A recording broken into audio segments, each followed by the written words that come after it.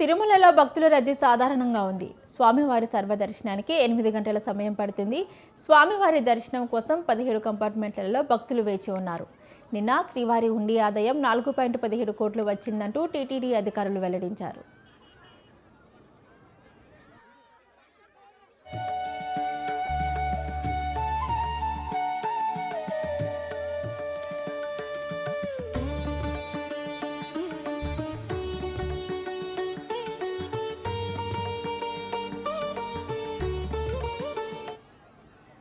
తిరుమలలో భక్తుల రద్దీ సాధారణంగా ఉంది. స్వామివారి సర్వదర్శనానికి 8 గంటల సమయం పడుతుంది. స్వామివారి దర్శనం కోసం 15 కంపార్ట్మెంట్లలోనే భక్తులు వేచి ఉన్నారు. నిన్న శ్రీవారి హుండీ ఆదాయం 4.17 కోట్లు వచ్చినట్లు టీటీడీ అధికారులు వెల్లడించారు.